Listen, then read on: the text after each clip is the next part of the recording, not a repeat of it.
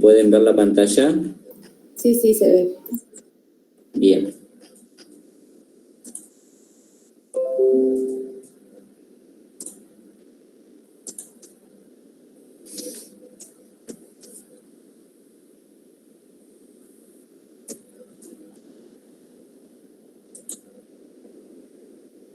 Se sigue viendo, ¿verdad? Sí, sí, se ve. Sí, bien. Sí, Fotogrametría. Nos vamos a ocupar entonces en esta bolilla sobre fotogrametría. ¿En qué consiste la fotogrametría? Bien.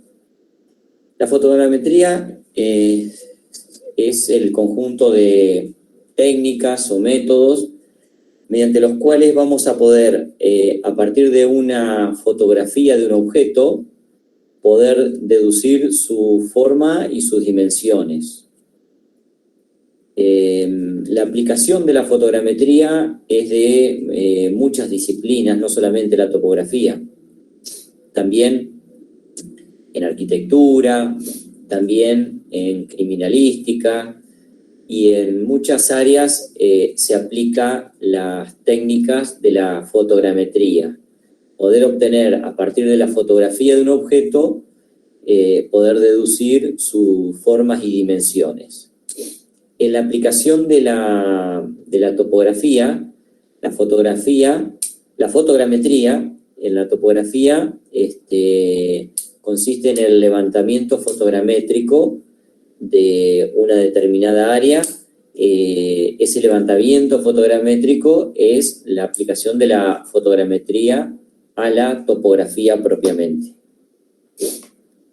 ¿En qué consiste? ¿Cómo se realiza? Bueno, lo vamos a explicar un poco de la manera tradicional, de la manera original de la fotogrametría, pero todo lo que veamos hoy día es más aplicable a la utilización de drones más que de aviones, por la economía de la aplicación y porque, bueno, el uso de drones ha sido ya muy difundido y entonces todo esto que nosotros veamos para la fotogrametría con la utilización de aviones, hoy se utiliza más, salvo por ahí para extensiones un poco más desarrolladas, pero en general se aplica mediante drones. Se utilizan cámaras en los aviones, se utilizan cámaras especiales ubicadas y con un sistema tal que permita ir sistemáticamente, de acuerdo a la velocidad del vuelo, sistemáticamente realizando capturas fotográficas y de esa manera hacer toda la cobertura fotogramétrica. Bien. Acá tenemos, ¿no es cierto?, una imagen donde tenemos el avión y el área que estaría abarcando mediante una captura fotogramétrica.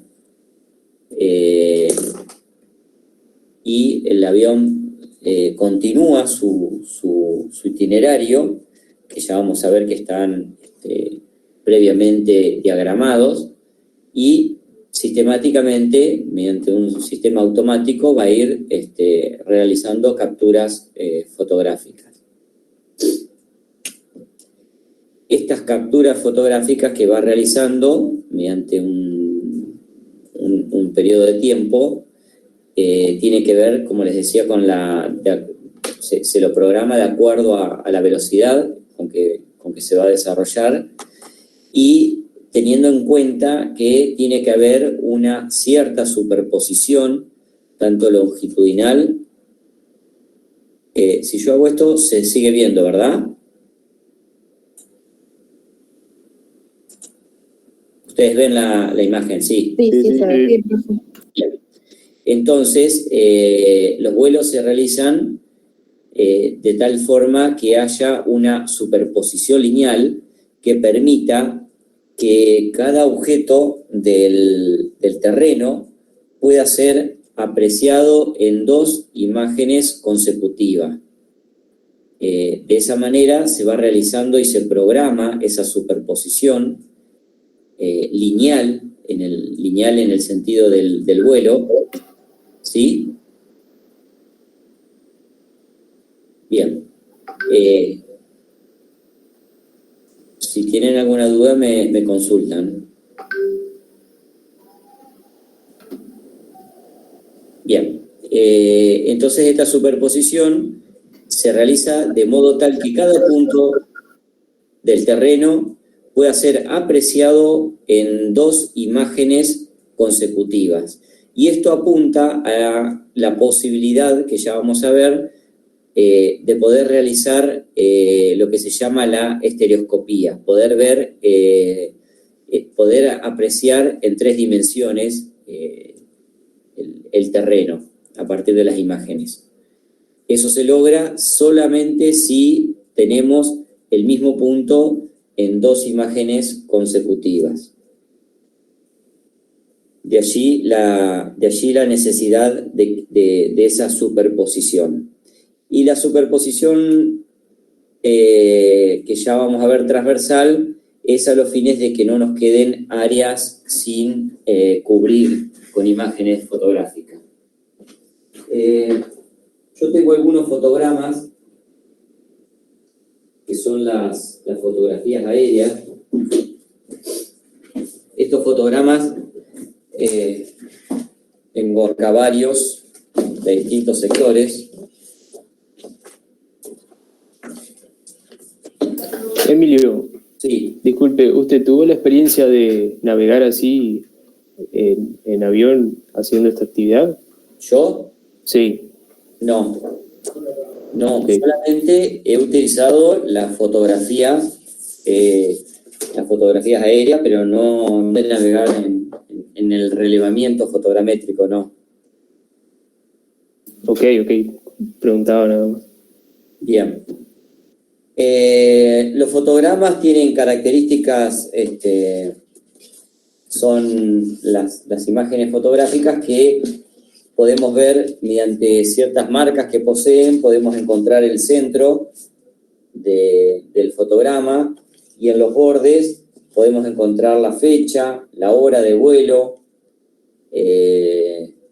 podemos encontrar datos como para determinar la escala, como es la distancia focal, la altura de vuelo, y el número de fotografía, el número de fotogramas están numerados. Bueno, de esa manera, entonces, los fotogramas son cada una de las imágenes que vamos a poder obtener del recorrido fotogramétrico. Y es el elemento con el cual vamos a realizar a desarrollar la fotogrametría, a partir de los fotogramas que se obtienen de los recorridos fotogramétricos. Acá pueden ver ciertos datos que aparecen, la fecha, la hora, distintos elementos y marcas que nos permiten ubicar el centro de cada una de las imágenes o fotogramas.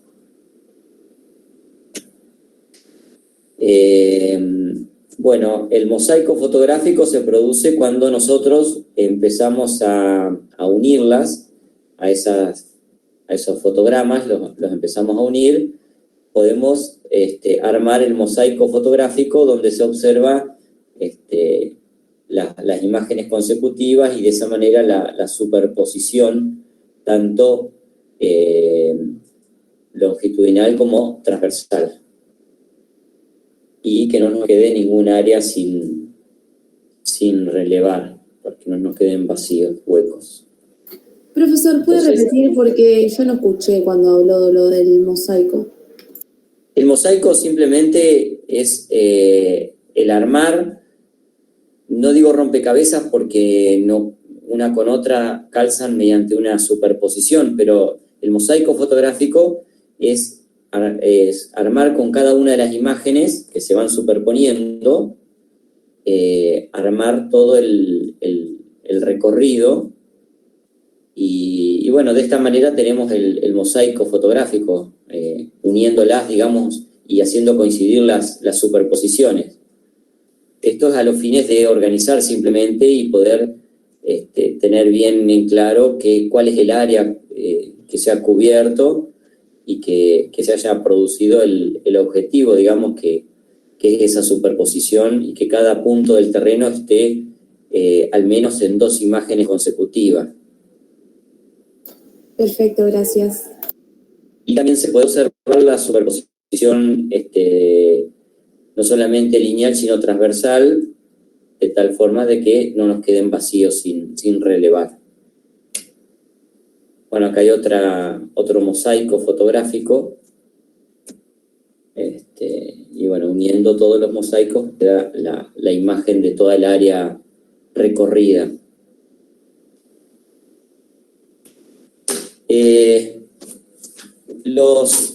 La altura de vuelo es muy importante porque va a ser determinante en el valor de la escala de la imagen del fotograma. La fotografía va a estar a una determinada escala, la cual dependerá de la altura de vuelo y de la distancia focal.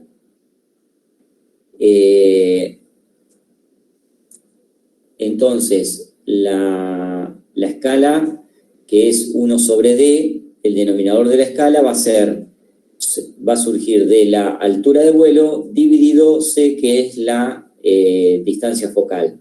Este número entonces es el denominador de la escala. Por lo tanto, como les decía, la altura de vuelo va a determinar la escala, como también la distancia focal, la cual podrá variar mediante el uso del zoom, pero una vez ajustada la distancia focal, dependerá de la altura de vuelo, la escala a la que nos va a quedar cada una de las fotografías aéreas. Las fotografías son proyecciones cónicas, como se observa. Son proyecciones cónicas. Entonces, al ser una proyección cónica, la escala no va a ser la misma en el centro de la fotografía que en los bordes. Para eso, para que la escala de toda la fotografía sea la misma, es necesario ajustarla y realizar lo que se llama las ortofotografía, y de esa manera que sea una proyección no cónica. Acá tenemos distintos ejemplos de escalas. Tenemos una fotografía a escala 1 en 3500, donde podemos observar muchos detalles, pero el área de cobertura es reducida. En la medida en que aumentamos el denominador de la escala, o sea que la escala es más pequeña, el área de cobertura de cada fotografía aérea aumenta, es mayor, pero disminuye la cantidad de detalles que podemos apreciar. Entonces, depende el objeto de nuestro trabajo, depende para qué necesitemos esas fotografías aéreas o ese relevamiento fotogramétrico, será la escala adecuada. Si es necesario detalles o si en vez de detalles es necesario coberturas más extensas. A partir de allí será el factor que nos va a determinar cuál será la escala adecuada. Como les decía, la fotografía original es una proyección central, con escala variable dentro de la misma fotografía. Al ser una proyección central, la escala en el centro de la fotografía será distinta que en los bordes. En cambio, la ortofotografía son fotografías que han sido corregidas digitalmente para representar una proyección ortogonal, como que cada punto fue observado verticalmente. Y de esta manera no tener deformación, digamos, variación en la escala, sino que la escala sea, al enderezarla a la fotografía original y hacer una ortofotografía, logramos que la escala sea la misma en toda la fotografía aérea. Bien. El objeto de la cobertura fotográfica con fines fotogramétricos, como les decía, es cubrir la totalidad de un territorio con fajas regulares de fotografías sensiblemente verticales a una escala dada, de modo que todo punto sobre el terreno aparezca en al menos 2 fotografías consecutivas y pueda así ser examinado estereoscópicamente, o sea, en 3 dimensiones. Estereoscópicamente, una observación estereoscópica es una observación en 3 dimensiones. Y eso solamente lo vamos a poder lograr cuando el mismo punto lo tengamos en 2 imágenes consecutivas.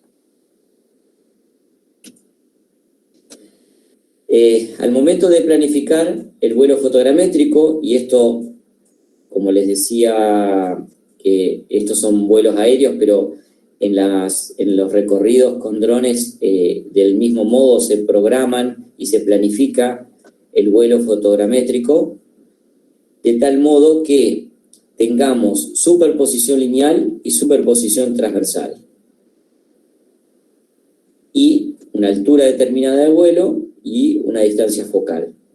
Entonces, todos estos factores van a ser los que nos van a llevar a la planificación del vuelo fotogramétrico.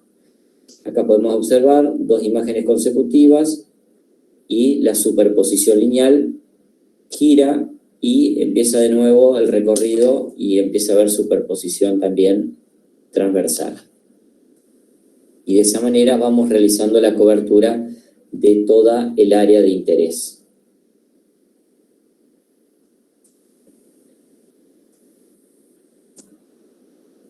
El recubrimiento fotográfico tiene por finalidad poder aplicar el principio en la visión estereoscópica de los fotogramas aéreos.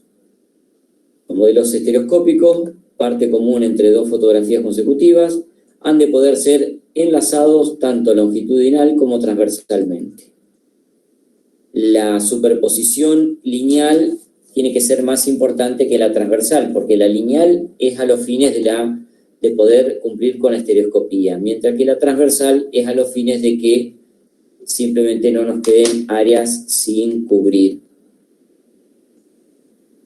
La altura de vuelo, la distancia focal, factores que van a determinar luego en la escala de la fotografía aérea.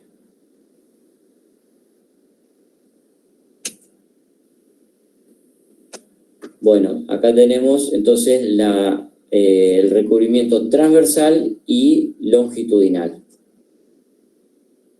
Como les decía, longitudinal para los fines de la estereoscopía, de que cada punto esté al menos en 2 fotografías, se lo puede apreciar por lo menos en 2 fotografías consecutivas, y la transversal de tal modo de que no nos queden espacios sin relevar en el área de interés.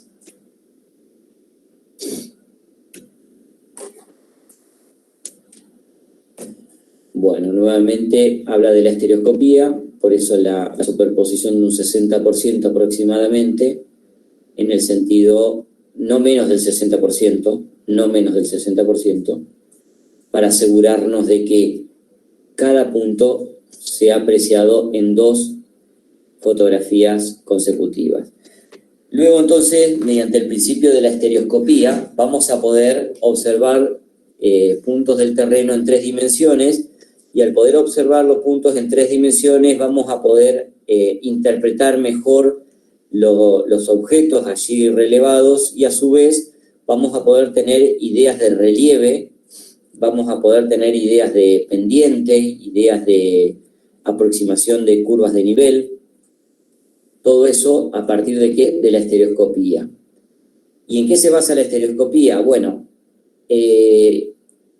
todos los animales, por lo tanto los hombres también, podemos apreciar estereoscopía, podemos ver los objetos en 3 dimensiones, a partir de que cuando nosotros miramos un objeto, lo estamos mirando con los 2 ojos. O sea, estamos teniendo una imagen desde un punto de un objeto, y el mismo objeto lo estamos apreciando con el otro ojo, o sea, tenemos otra imagen del mismo objeto, pero desde 2 puntos distintos, desde 2 puntos distintos, de 2 sectores distintos. esas dos imágenes que recibe o sea, la imagen que recibe cada uno de los ojos del mismo objeto, desde dos puntos distintos, esas imágenes son procesadas por el cerebro y a partir de allí se obtiene la estereoscopía, o sea, la idea de relieve. Si ustedes se tapan un ojo y observan con un solo ojo, pierden esa noción de estereoscopía y ya no ven en 3 dimensiones, sino que ven en 2 dimensiones. Yo normalmente cuando hacemos clases presenciales, los invito a que si tienen, no uno mismo porque uno ya tiene la noción de dónde tiene una mano, pero si una persona te sostiene un objeto y uno trata, tapándose un ojo, trata de tocarlo, si yo estoy con los dos ojos observando, tengo sensación de la estereoscopía y muy fácilmente toco el lápiz. Ahora, si a mí me tapan un ojo, seguramente voy a hacer esto o voy a hacer esto y le voy a errar al lápiz. ¿Por qué? Porque pierdo esa noción de la estereoscopía. Pierdo la imagen de 3 dimensiones. El cerebro no puede procesar porque recibe la imagen desde un solo punto y por lo tanto no puede generar la imagen estereoscópica. Bien, ese principio con el que funciona el hombre y todos los animales para poder observar los objetos, el paisaje en 3 dimensiones, es el mismo que se utiliza para la fotografía. Lo que se hace es el mismo objeto fotografiado desde 2 puntos diferentes, desde 2 sectores diferentes, y luego sobre una mesa, mediante un estereoscopio, que es un instrumento que simplemente lo único que hace el estereoscopio es tratar de que un ojo pueda apreciar una de las imágenes y el otro ojo pueda apreciar la otra imagen, pero del mismo sector, ¿verdad? Del mismo sector. Entonces, de esa manera, inmediatamente el cerebro procesa esas imágenes y a partir de ahí se produce la estereoscopía y la visión en 3D. Y a partir de allí, entonces, podemos empezar a jugar con el relieve, como les decía, a poder identificar mejor los objetos allí representados, a poder tener ideas de pendiente, curvas de nivel, y todo lo que tiene que ver con la altimetría, no solamente con la planimetría. A ver qué dice. Entonces, la visión estereoscópica se logra observando cada ojo por separado, imágenes tomadas de distintos puntos, las que son transmitidas al cerebro, en donde se funden en una sola tridimensional denominada imagen estereoscópica.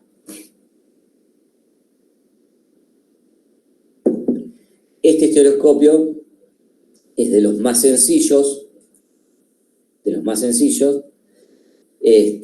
es son 2 lentes muy sencillas, se lo llama estereoscopio de bolsillo, a veces, es una de las maneras de identificarlo, pero después está el otro estereoscopio que es un poco más sofisticado, que es el estereoscopio de espejos, que el funcionamiento es el mismo, solo que las imágenes se obtienen a partir del reflejo en un prisma y en unos espejos inclinados. Entonces la imagen rebota en un espejo, rebota en un prisma y lo recibe el ojo izquierdo. Y lo mismo, la otra imagen del mismo objeto, la foto 2, pero tomado desde un punto distinto, la imagen refleja en un espejo, refleja en el prisma y lo recibe el ojo derecho. Luego, el cerebro procesa estas 2 imágenes y genera la imagen tridimensional, la imagen estereoscópica. Una consulta. ¿Cómo? Una consulta. Sí. ¿Las 2 fotos que aparecen ahí, foto 1 y foto 2, son distintas? Sí, por supuesto. ¿Son puntos distintos? Son 2 fotos distintas del mismo sector, por eso la superposición.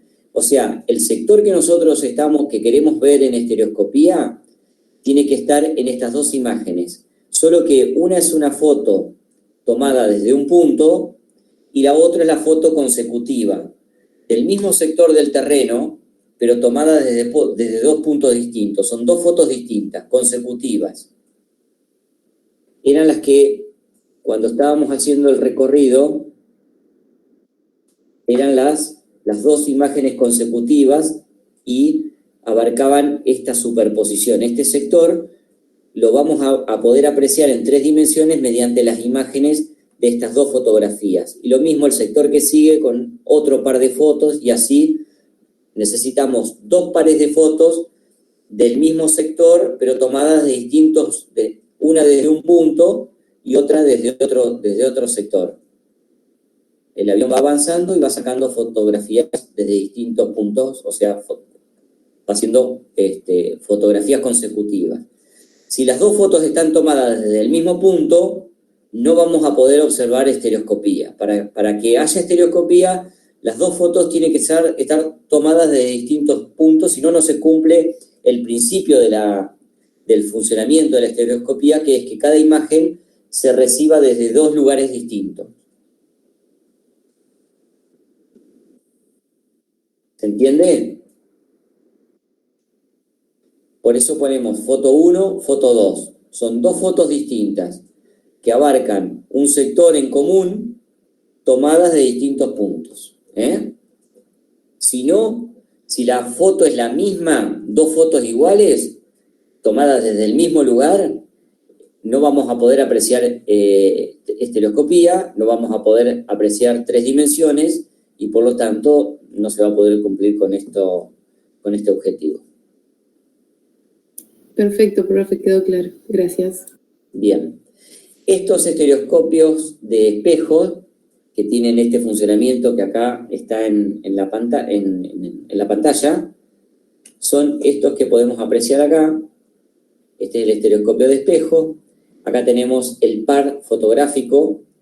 Decimos par fotográfico, que son las fotos consecutivas que abarcan el mismo sector, pero tomados de distintos puntos. Entonces, con un par fotográfico, con esas características y un estereoscopio, nos acercamos y desde una de las lentes vamos a observar una de las imágenes, con el otro ojo la otra imagen, el cerebro las va a procesar y vamos a generar la sensación de la estereoscopía o las 3 dimensiones. Acá hay otros estereoscopios de espejos. Todos funcionan de la misma manera. Mediante un sistema de espejos recibimos la imagen de uno con un ojo y la imagen del otro, de la otra fotografía, con el otro ojo. Esto es la estereoscopía. Bueno, acá hay una persona, una técnica que está trabajando con un estereoscopio y está identificando, y a partir de allí poder generar, por ejemplo, curvas de nivel o distintos objetos, distintas necesidades altimétricas que las puede apreciar solamente con estereoscopía, con 3 dimensiones. Bien, la fotointerpretación es una ciencia en sí misma, la fotointerpretación, que se ocupa de estudiar y analizar todos los elementos y todos los factores que hacen que podamos distinguir distintos objetos de las fotografías aéreas. Para ello, la fotointerpretación se basa en la comparación de distintos patrones y muchas veces es necesario también visitas de campo para perfeccionar las características de estos patrones y poder entonces realizar una fotointerpretación con mayor precisión. Es complementaria de la fotogrametría, la fotointerpretación como ciencia es complementaria y es la que nos va a ayudar a identificar todos los objetos, los elementos que existen en cada fotografía. Bien, comparando los patrones, se pueden igualar y por ejemplo, identificar distintos cultivos o distintas erosiones que puede haber en el suelo. Y bueno, es toda una ciencia en sí misma la fotointerpretación, complementaria de la fotogrametría.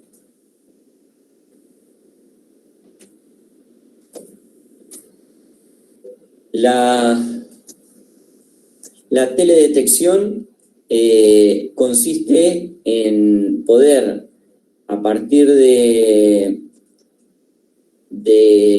ciertos, digamos, sin tener contacto con el objeto, poder tener información del mismo sin tener un contacto directo. De eso se ocupa la teledetección y es lo que utilizan los sensores remotos que están incorporados en los satélites y que nos van a suministrar las imágenes satelitales que son muy útiles para los distintos trabajos de topografía. Como base son sumamente importantes hoy en día las imágenes satelitales que obtenemos a partir de la teledetección. Estos sensores remotos están en los distintos satélites, que los hay de distintas características, y estos satélites que giran alrededor del mundo en las diferentes órbitas nos van a ir suministrando las imágenes satelitales, con cada una de acuerdo al origen, con distintas características, y que serán de mejor o peor aplicación para cada objeto, o para cada objetivo, mejor dicho. Tendremos imágenes que provienen de distintos satélites y que son de mayor utilidad. Sensores remotos es un instrumento capaz de detectar, caracterizar y cuantificar la energía que provienen de objetos situados a la distancia.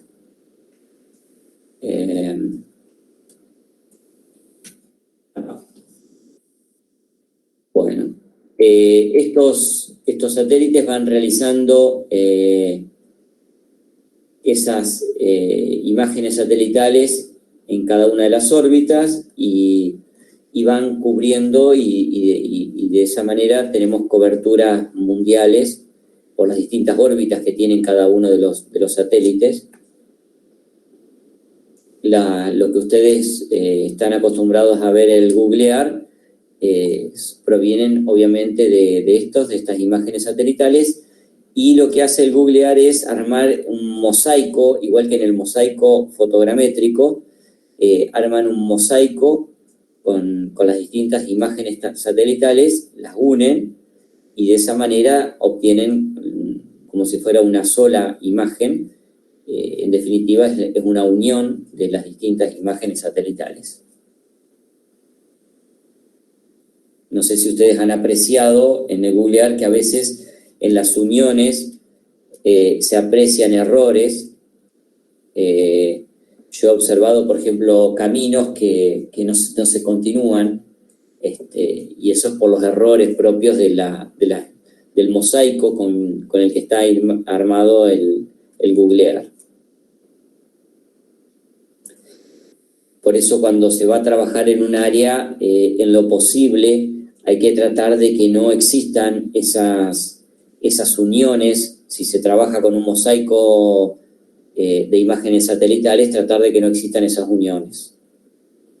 Y si no, trabajar con imágenes satelitales aisladas, las cuales se pueden conseguir en los distintos proveedores.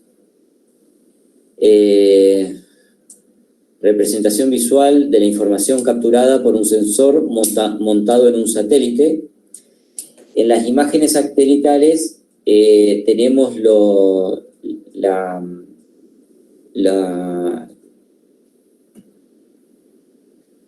que se llama la resolución de cada imagen, que tiene que ver con las dimensiones que tiene cada píxel. El píxel es la menor apreciación dentro de cada imagen. ese píxel en el terreno, cada píxel tiene una dimensión, una cantidad de metros por metro. Esa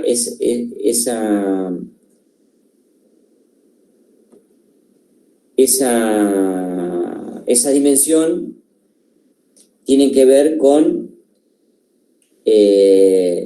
la resolución que tiene cada imagen, y las hay de diferentes, o sea, habrá imágenes con resoluciones más grandes y otras con resoluciones más pequeñas, y en lugar de ser la escala, en las imágenes satelitales las caracterizamos de acuerdo a la resolución, y esas resoluciones nos van a permitir, en algunos casos, poder apreciar detalles con mejor precisión, pero por ahí sectores más limitados, y en otras imágenes con resoluciones más extensas, donde cada píxel tiene una cantidad de metros por metros mayor, serán imágenes que van a tener una cobertura más grande, pero menor cantidad de detalles a poder identificar, porque cada píxel en el terreno va a estar formado por una cantidad de metros mayor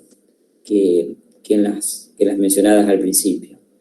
De esa manera podemos comparar y tener las diferentes imágenes satelitales, que tendremos que buscar la que mejor se adapte a nuestro objetivo,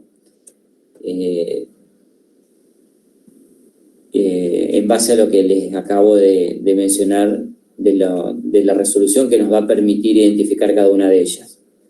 Entonces, en una tendremos pocas áreas, pero con muchos detalles, y en otras imágenes tendremos muchas áreas mucho más desarrolladas, pero, mucho más extensas, pero con menor cantidad de detalles a poder identificar en ellas.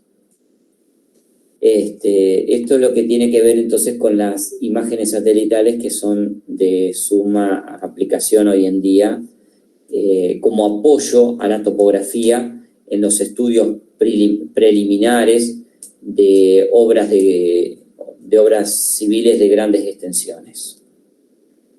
Bien, antes de empezar con GPS, que es lo que viene, vamos a hacer un recreo. 10:30. Hacemos un recreo, un descanso de 10 minutos, si les parece, y empezamos con GPS.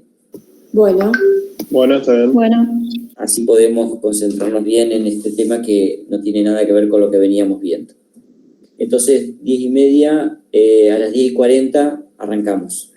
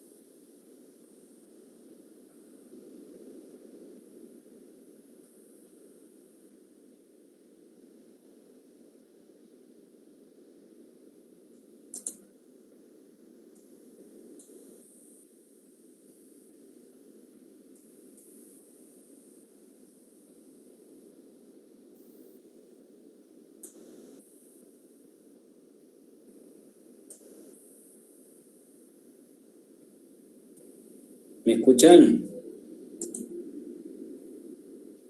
Sí, sí. Bien.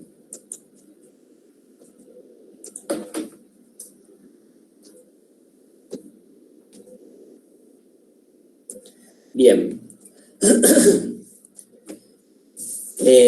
Observan la diapositiva, ¿verdad? Sí. Pantalla compartida. Sí, profe. Bien. Vamos a hablar ahora de lo que es el sistema de posicionamiento global, comúnmente llamado GPS.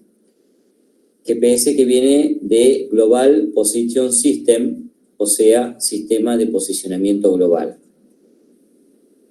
El sistema de posicionamiento global, GPS, consiste en una red de satélites que giran alrededor de la Tierra bajo una cierta órbita cada uno de ellos.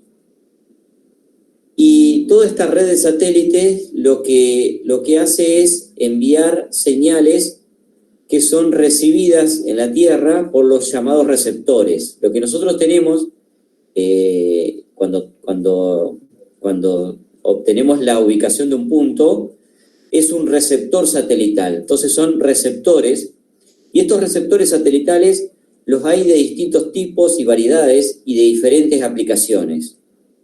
Desde los que funcionan para navegar en la náutica, en los autos, en diferentes, en los celulares, y los que nos vamos a ocupar, que son los topográficos, propiamente dicho, para topográficos o geodésicos, para poder hacer relevamientos topográficos. Son GPS del tipo topográficos o geodésicos, que funcionan exactamente igual que todos funcionan iguales, pero lo que varía es la precisión. Entonces, son receptores satelitales, reciben señales de los satélites que giran alrededor de la Tierra en las diferentes órbitas. ¿Cómo funcionan? Bueno, el sistema sabe exactamente en cada instante de tiempo la ubicación de cada uno de los satélites en su órbita. Envían señales que son recibidas por los receptores satelitales que están en la superficie terrestre. A ver, déjenme, una red de satélite, ajá, bien. Entonces, en cada instante, nosotros vamos a estar en la Tierra con los receptores satelitales que van a recibir señales de muchos satélites, porque el diagrama de cobertura y la red de satélites y las órbitas en las cuales se desarrollan hacen que en cualquier lugar del globo terráqueo, en cualquier momento del día, existan en el espacio visible, llamémosle, que no debajo de la Tierra, sino arriba nuestro, nos garantiza siempre una importantísima cantidad de satélites, y necesita, al menos para poder determinar la ubicación, el sistema necesita al menos recibir señales de 4 satélites. Y si esas señales de esos 4 satélites están geométricamente bien distribuidos, la precisión en la ubicación será mejor que si están todos amontonados. Y si en lugar de 4 tenemos más cantidad de satélites, será mejor la precisión con la cual vamos a obtener la ubicación del punto que si tenemos solamente 4. Entonces, la precisión va a estar dada por la cantidad de satélites que tengamos recibiendo señal y por la geometría en la cual se encuentran distribuidos esos satélites en el espacio. El receptor GPS funciona midiendo... eso es lo que les iba a decir, que ¿cómo determina la ubicación de cada punto en el globo terráqueo? A partir de que decíamos que el sistema sabe la ubicación de cada satélite en cada instante de tiempo. Luego, en cada instante de tiempo, el receptor recibe señales de estos satélites, y lo que mide es el tiempo que demoró en llegar al receptor. A partir del tiempo que demoró en llegar la señal desde el emisor al receptor, desde el satélite al receptor, y sabiendo que viaja a la velocidad de la luz, la señal, entonces sabe la distancia R1, R2, R3, R4. Si sabe la distancia y sabe la ubicación de cada uno de estos puntos, por intersección obtiene la ubicación del receptor. Y cuanto más cantidad de satélites geométricamente estén mejor distribuidos, con más precisión va a poder determinar esta ubicación. Entonces, si nosotros imaginamos en el centro de una esfera, sabemos que este satélite está a 23.000 kilómetros. Por lo tanto, en algún punto de esta esfera va a estar el receptor. También sabemos que de este satélite que está en el centro de esta esfera, estamos a 25.000 kilómetros. Por lo tanto, en algún punto de esta esfera estará el receptor. La intersección de estas dos esferas nos va a dar un círculo. Luego, si tenemos otro satélite en el centro de esta esfera, que está a 21.000 kilómetros del receptor, vamos a saber que en algún punto de esta esfera va a estar el receptor. Ahora, esta tercera intersección nos va a dar 2 puntos de ese círculo que nos daba anteriormente. Vamos a tener 2 puntos posibles donde va a estar el receptor. Sucede que uno será en la Tierra y el otro será fuera de la Tierra. Por lo tanto, ya se podría con 3 satélites determinar la ubicación del punto, una primera ubicación, pero es necesaria al menos un cuarto satélite, sobre todo porque existe una variable fundamental que es el tiempo, porque estas distancias van variando en cada instante de tiempo, por eso es necesario ajustar el instante de tiempo en el cual están recibiendo la señal, y para eso los satélites cuentan con relojes atómicos para poder obtener precisión en el instante de tiempo en que emiten y son recibidas las señales. A partir de las... Sí. ¿Reloj? ¿Qué? ¿Qué tipo de reloj? Dijo que... Relojes atómicos se denominan. Son relojes. ¿Qué característica tienen? ¿Qué diferencia tienen con los relojes? Son relojes de precisión, o sea, para medir la precisión en cada instante de tiempo y que estén coordinados, son relojes que se los denomina relojes atómicos. Las características de esos relojes, la verdad que no desconozco. Sé que son relojes atómicos, son de muchísima precisión, es una de las partes más caras de los satélites, los relojes atómicos. Perfecto. Para poder ajustar el instante de tiempo en que trabajan entre ellos y con los receptores. A partir de la intersección de las esferas se obtiene la posición tridimensional. O sea que cada punto lo vamos a ubicar en el globo terráqueo, lo vamos a ubicar de manera tridimensional en el espacio. O sea, vamos a tener la latitud, la longitud y la altura o altitud. O sea que el punto va a tener coordenadas espaciales, coordenadas en 3 dimensiones, latitud, longitud y altitud. Del punto en que se encuentra el receptor. El receptor es el aparato que tenemos en la Tierra. Y luego se pueden transformar estas coordenadas geográficas tridimensionales, de latitud y longitud, en coordenadas planas, X e Y, mediante los distintos tipos de proyección cartográficas que estudiamos en la bolilla anterior cuando vimos cartografía.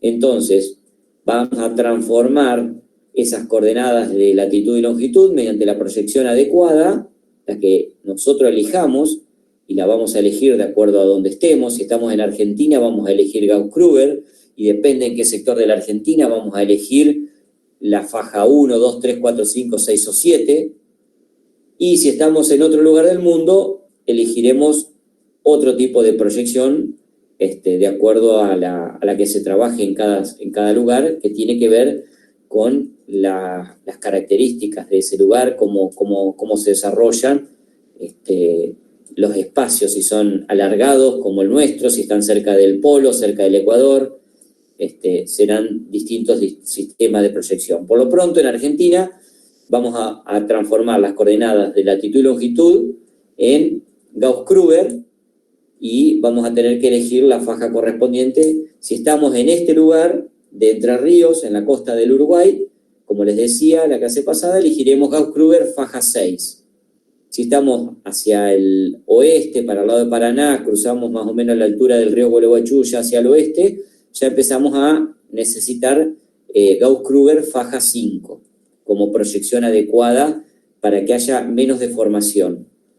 Los mismos GPS traen incorporados las distintas proyecciones para poder transformar y directamente ya suministrarnos las coordenadas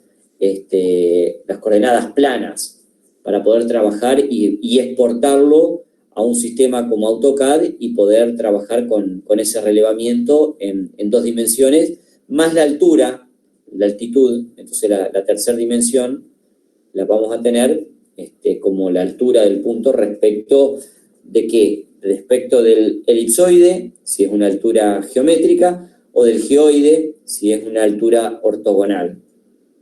Las distintas alturas, entonces la altitud podrá ser geométrica u ortométrica, depende si la referencia es el elipsoide o el geoide. Todo esto es información que vamos a obtener a partir de los receptores satelitales topográficos o geodésicos. Bien, esto que estábamos viendo hasta recién tiene que ver con el posicionamiento absoluto, o sea, un receptor y la ubicación de ese punto en el globo terráqueo. Estas posiciones que vamos a obtener tendrán ciertos errores que tienen que ver con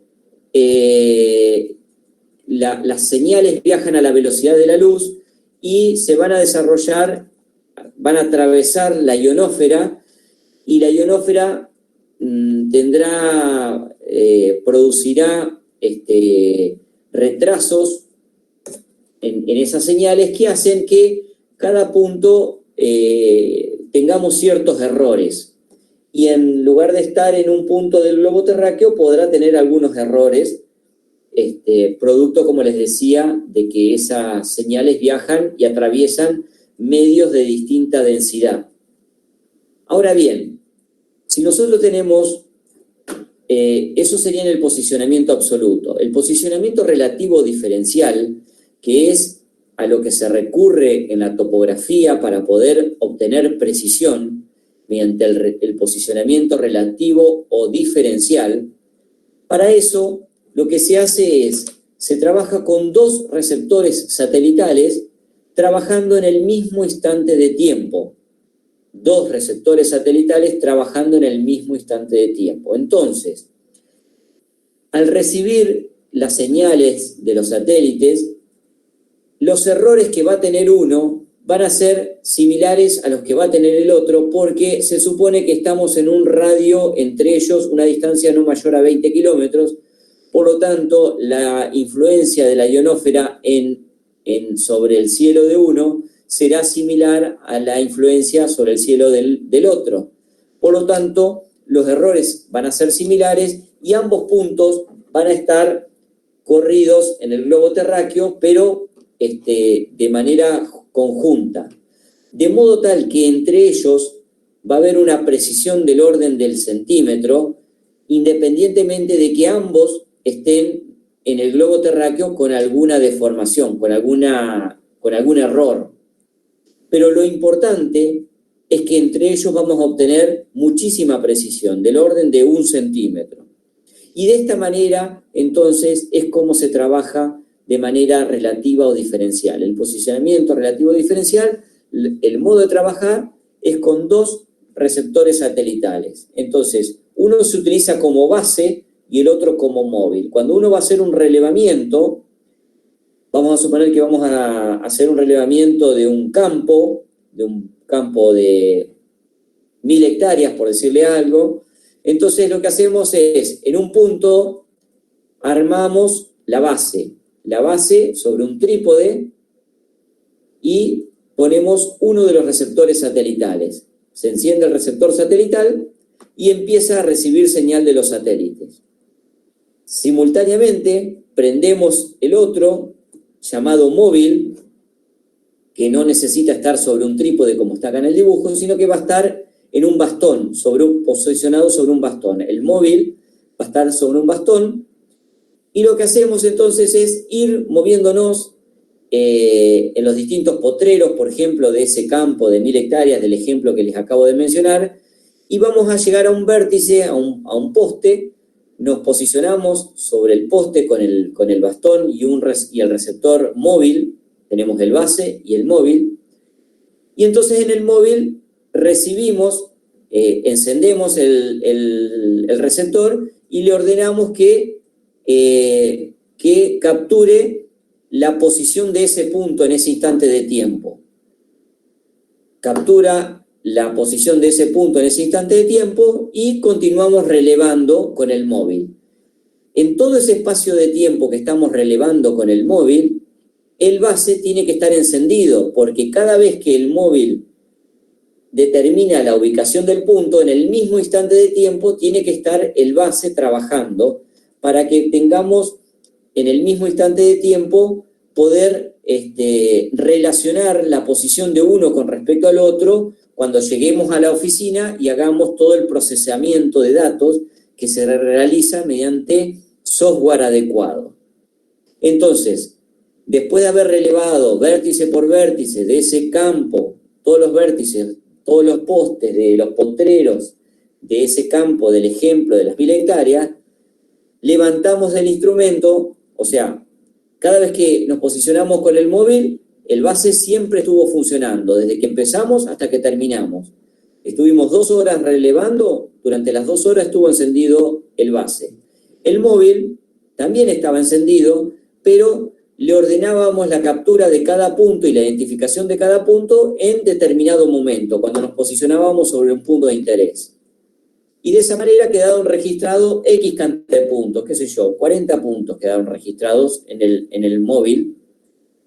Llegamos a la oficina, procesamos los datos y a partir de allí vamos a obtener una nube de puntos que entre ellos, de manera relativa, entre ellos, van a tener muchísima precisión del orden del centímetro. Y es el objetivo de la topografía, que de manera relativa, entre todos los puntos de nuestro interés, tengamos precisiones, muy buenas precisiones relativas. Relativa significa que entre ellos, entre esa nube de puntos. Por ahí de manera absoluta en el globo terráqueo no, de manera relativa entre ellos sí. Entre esos puntos va a haber muchísima precisión. Si nosotros queremos todo este sistema de puntos que tienen muchísima precisión, ubicarlos con precisión en el globo terráqueo, lo que tenemos que hacer es una georreferenciación. Para hacer una georreferenciación lo que tenemos que hacer es, primero ubicar la base con precisión en el globo terráqueo. Y para eso tenemos que procesar todo ese relevamiento que hicimos durante 2 horas con una base permanente. Existen en distintas ciudades distintas bases permanentes y bases permanentes que están las 24 horas del día recibiendo señal y ubicando el punto durante las 24 horas del día los 365 días del año. Esas bases permanentes están distribuidas en la provincia de Entre Ríos. Tenemos en Villaguay, que es el centro de la provincia, después hay en Paraná, después tenemos en el Uruguay, tenemos en Paysandú, en Fraiventos, en Rosario, en Argentina. Existe una red de puntos, de bases permanentes que las podemos buscar en la página del IGN, del Instituto Geográfico Nacional. Esas bases que están sobre la costa del Uruguay, pero en la República Oriental del Uruguay están homologadas por el Instituto Geográfico Nacional, por lo tanto las podemos utilizar también. Y lo que tenemos que hacer es, de acuerdo al día que se hizo el relevamiento, bajar el archivo de la base permanente y procesarla con el punto base. al procesar la base permanente de ese día que hicimos el relevamiento con el punto base, vamos a estar georreferenciando el punto base. Luego de haber georreferenciado el punto base, procesamos toda la nube de puntos del archivo móvil y vamos entonces a tener la precisión relativa, pero ya ahora va a ser una precisión absoluta, porque la precisión relativa va a ser de todos los puntos móviles con el base, pero el base ya tiene posición absoluta con precisión. Por lo tanto, vamos a obtener toda nuestra nube de puntos va a estar georreferenciada, o sea, va a tener coordenadas geográficas con muchísima precisión, con precisión del orden del centímetro. ¿Gracias a qué? Al posicionamiento relativo o diferencial. ¿Se entiende cómo es el procesamiento, cómo es el proceso del posicionamiento relativo o diferencial por el cual recurrimos en la topografía para obtener precisión en nuestros relevamientos con GPS?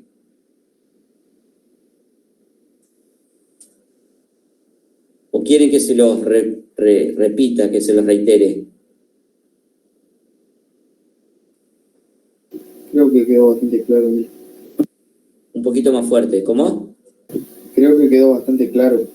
¿Quedó bastante claro? ¿Alguno quisiera que repita, que reitere? Esto es muy importante para poder entender no solamente el funcionamiento del sistema de posicionamiento global, sino mediante este recurso que usamos ese posicionamiento global para tener excelentes precisiones.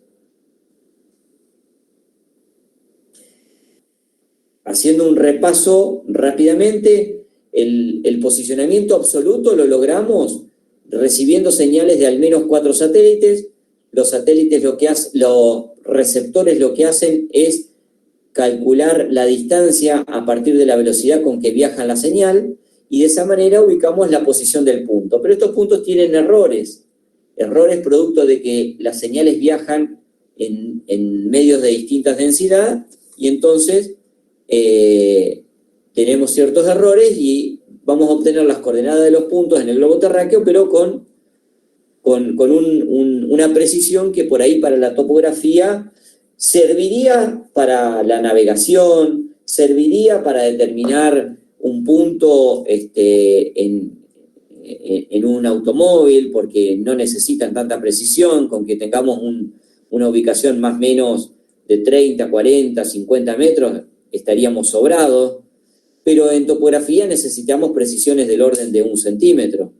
Entonces, no nos sirve ese posicionamiento absoluto. Entonces recurrimos a esta alternativa, que es el posicionamiento relativo diferencial, que consiste en trabajar con 2 receptores satelitales en el mismo instante de tiempo. Por lo tanto, ambos van a tener los mismos errores y vamos a procesar de manera conjunta el archivo que bajamos de un receptor, del que está fijo en un punto que se denomina base, con el archivo del otro receptor que va a estar moviéndose en todos los puntos de interés que queramos relevar, planimétrica o altimétricamente, o ambas cosas, plan y altimétricamente. Entonces, esos 2 archivos que trabajaron de manera conjunta en cuanto al tiempo, en el mismo instante de tiempo, se procesan y de allí obtenemos la precisión que nos exige la topografía, gracias a este posicionamiento relativo diferencial. Bien, esto que yo les acabo de decir es postproceso, o sea, luego de procesarlo. ¿Procesarlo mediante qué? Mediante los software adecuados. Estos son software de los mismos receptores satelitales, las distintas marcas, vienen ya provistos con su software adecuado para el procesamiento de todos esos datos.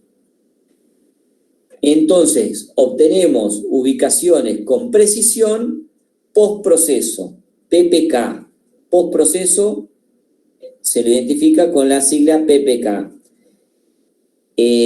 Si nosotros queremos ubicar Postproceso viene de posición, tiene que ver con el posicionamiento mediante postproceso, y la K es de kinematic. Porque si nosotros queremos obtener la misma precisión que tenemos postproceso de manera instantánea, de manera en tiempo real, tenemos que recurrir, en lugar de al PPK, al RTK, que es Real Time Kinematic. Real Time Kinematic es la misma precisión que obteníamos en PPK, en postproceso, pero en tiempo real. ¿Y cómo se logra el RTK? El RTK se logra mediante un sistema de radio. Entonces, esa precisión que nosotros obteníamos luego, cuando llegábamos a la oficina, luego de procesar los datos, con esta generación, con esta posibilidad, con esta alternativa que es mediante una comunicación por radio entre el base y el móvil, se comunican por radio, y entonces le transfiere el base al móvil, le transfiere las correcciones producto de haber estado trabajando durante un tiempo importante. Entonces le transfiere en cada instante de tiempo las correcciones al móvil, y de esa manera están trabajando ambos con los mismos errores. Por lo tanto, de manera relativa, están trabajando con muchísima precisión. Lo que sí se ve limitada el área o la distancia de acuerdo al alcance de esas radios, que no son no son radios de mucho alcance. Depende de la potencia de la radio, pero lo más común es que sean del orden de 3 a 4 kilómetros, dependiendo que no haya obstrucciones en el medio, que no haya edificios, porque si no, esta distancia termina siendo más corta. En el campo abierto, si es campo abierto, podemos lograr entre 3 y 4 kilómetros de distancia entre el base y el móvil o rover, y poder trabajar con RTK. Si nos alejamos más de esa distancia, se cortará esta vinculación de radio y no vamos a poder tener precisión en tiempo real. Sí, postproceso. Para postproceso podemos alejarnos hasta un radio de 20 kilómetros del base. Pero RTK depende de la potencia de la radio, entre 3 y 4 kilómetros. Entonces, acá tenemos un gráfico donde tenemos el base sobre un trípode, el receptor base recibiendo recibiendo señales de los distintos satélites. En el mismo instante de tiempo, el móvil o rover recibe señal de los mismos satélites, siempre serán de los mismos satélites. Podrá haber alguno que por alguna obstrucción recibamos de uno y no del otro, pero entonces en ese no vamos a poder utilizarlo para la ubicación. Solamente van a poder utilizar aquellos satélites que de manera instantánea, en cada instante de tiempo, le están aportando señales a uno y a otro, al base y al móvil. Luego habrá una intercomunicación entre ellos mediante esta radio de comunicación, transmisor y receptor, y de esa manera le transmite y corrige, y logramos la misma precisión que obteníamos en el anterior, en el PPK, pero en tiempo real. ¿Y cuál es la importancia del tiempo real? La importancia de tener precisión en tiempo real es que nos va a permitir hacer replanteos. En el otro, en el que tenemos precisión postproceso, no vamos a poder hacer replanteos, porque no vamos a saber en el campo las coordenadas del punto, y por lo tanto no vamos a poder llegar a un punto de coordenadas conocida, porque vamos a necesitar postproceso para poder tener precisión. En cambio, en tiempo real, vamos a saber en cada instante de tiempo cuáles son las coordenadas del punto, y si queremos llegar a un punto de determinadas coordenadas, se lo cargamos al GPS, le indicamos que queremos llegar a tal punto y como se está comunicando a través de la radio, está teniendo precisión en tiempo real, vamos a poder trasladarnos y replantear puntos con precisión del orden de 1 centímetro y en tiempo real. Todo eso gracias a este sistema RTK. Lo que pasa que esta incorporación del RTK al PPK hace que los receptores satelitales cuesten el doble. O sea, si un par de receptores satelitales que no tienen sistema RTK cuestan, no sé, $8.000, la incorporación de RTK se nos va a ir alrededor de $16.000 para lograr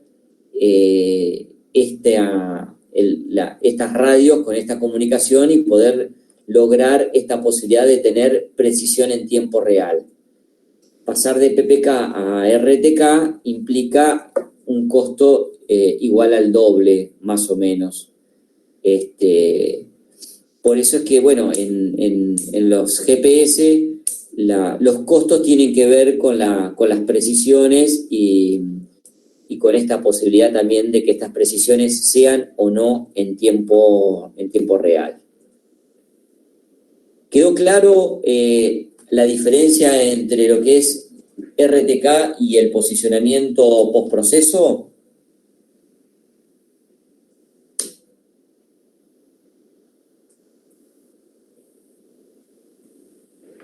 Sí. ¿Sí?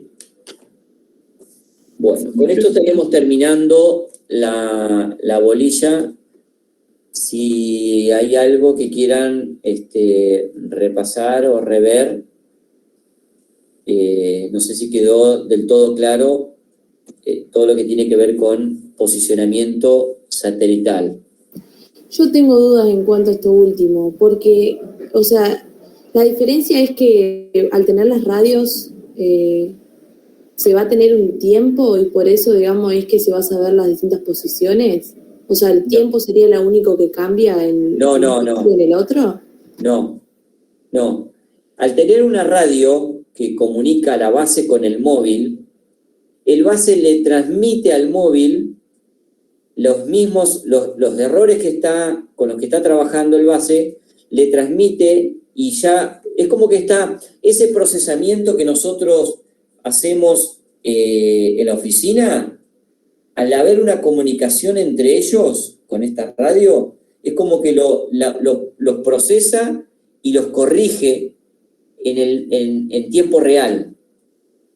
En tiempo real, o sea, en el mismo momento que estamos en el campo, en el mismo momento ya está recibiendo ambos aparatos las señales de los distintos satélites, pero a su vez las están procesando y están corrigiendo, y al estar procesando, está corrigiendo y estamos teniendo entre ellos, tenemos coordenadas con precisión del orden de 1 centímetro, pero en tiempo real. Sí, pero esas posiciones después nosotros las vamos a saber porque la estación base prácticamente se balizaría, ¿no? Se sabría esa posición exacta y después, bueno, lo demás, de acuerdo a las radios, las radios se sabe los distintos puntos. No, la precisión la tenemos, en el RTK la tenemos entre el base y el móvil. La precisión la tenemos en el mismo instante de tiempo que están trabajando. En el mismo instante de tiempo, gracias a esa comunicación que tiene, en el mismo instante de tiempo tenemos la precisión, entonces sabemos cómo está el rover respecto del base en cada instante de tiempo. En cambio, en el PPK, en el postproceso, para poder saber cómo está uno respecto del otro, tenemos que bajar los archivos en la oficina y procesarlos.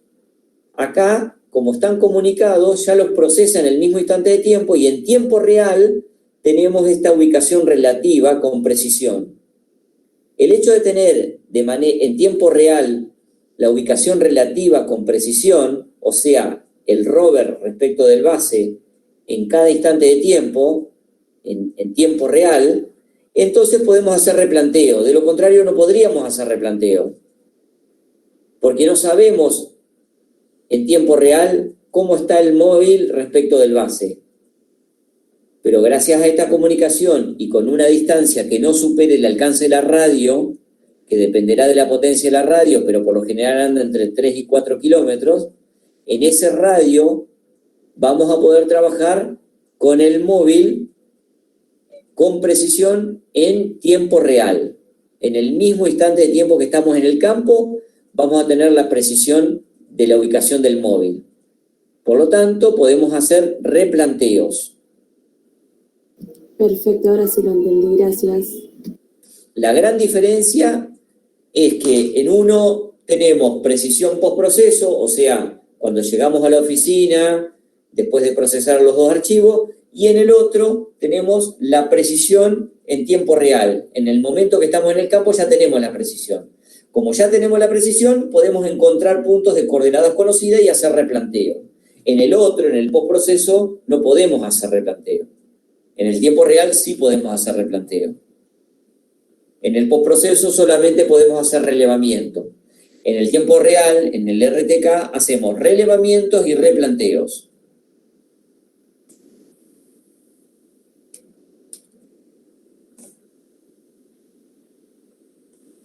Bien. Esto es todo lo que tiene que ver con el sistema de posicionamiento global. Logramos precisión primero de manera diferencial, trabajando con 2 receptores y procesando los archivos con 2, o sea, ojo, es muy importante, trabajando con 2 receptores en el mismo instante de tiempo. No es que uno trabaja y en el otro vamos a las 2 horas, no. En el mismo momento que está trabajando el base, el móvil tiene que estar trabajando para poder hacer relevamientos relativos, Para poder obtener posicionamiento relativo diferencial, ambos tienen que estar trabajando de manera simultánea. Si uno trabajó a la mañana y el otro y el móvil a la tarde, no vamos a poder procesar el archivo base con el móvil, va a ser imposible procesarlo, va a ser imposible obtener posicionamiento relativo diferencial. Para posicionamiento relativo diferencial necesitamos 2 receptores trabajando en el mismo instante de tiempo. Uno fijo en un punto y el otro moviéndose en los distintos puntos de interés. Uno se llama base y el otro se llama móvil o rover. Y tener esa misma precisión en tiempo real la logramos con el RTK. ¿Mediante qué? Mediante una comunicación por radio logramos la misma precisión pero en tiempo real.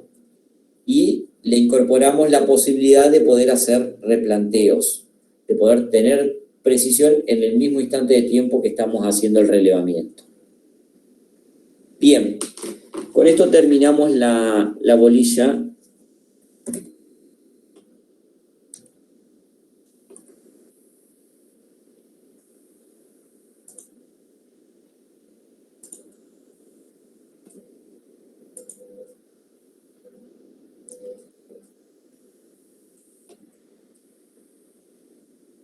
Bien. Vamos a tratar de aprovechar este tiempo como para que alguno pueda exponer el trabajo de investigación, aquello que nos ha quedado pendiente, ¿sí? Y después tomamos asistencia y nos despedimos. Bien.